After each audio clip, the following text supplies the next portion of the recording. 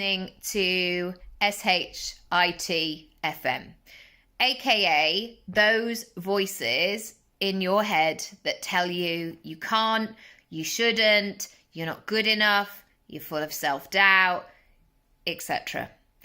I know that once I get in my head in that way, I've got to make some really strong decisions, because when I get myself into that headspace, all the other jokers come out to play to join in the conversation. And it almost feels like being pelted in the street going, yeah, and you're a bit this, and yeah, you didn't do that, and you failed at that, etc. And it's a lot. It's a lot. And yes, lovely, we can spend time with those feelings, looking into them, etc.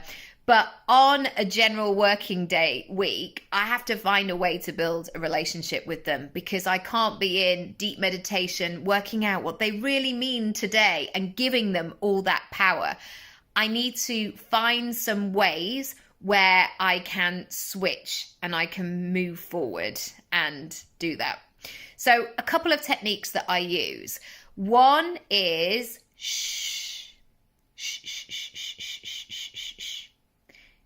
I used to do it with my babies when they were tiny. You know that moment when they're like, ah, and just that like calm hand on their chest going, shh.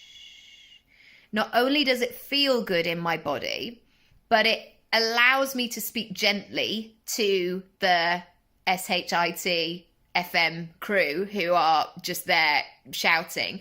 If I go, shh, it changes the atmosphere. Another thing that I do is sometimes I imagine, because this was like one of my favorite things to do as a kid, I imagine a checkout, and I almost see them as like things that are coming along, and I just go beep, beep, beep. You get the idea. That really helps as well, because I can just see them physically moving past. And once you've moved it past, it's no longer in your space. It's in a bag. It's gone somewhere else. That really helps. One final thing I do is I have that sense of turning down the volume. And I guess that is linked to the shh situation. But I physically see some dials that I am turning down.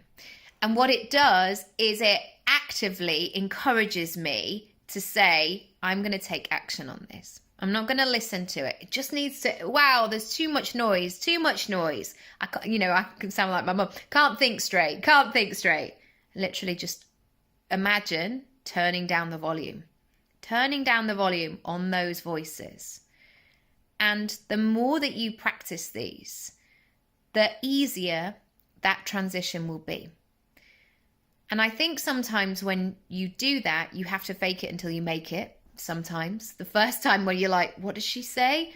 Beep, beep. No, still feel rubbish about myself. Or shh, like they're just getting louder. Everything's getting louder. But after a while of doing these things, you catch it, and you catch it quicker.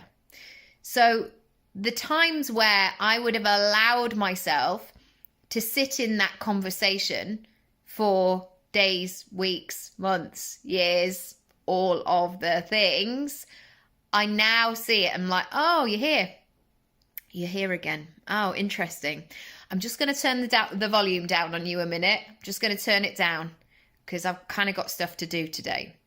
And of course, I have many forms of support in my life as well. This is not like a toxic positivity of like, I'm just going to turn you down and pretend that everything is fine. No, we are human beings experiencing life as well. And sometimes it feels really tough.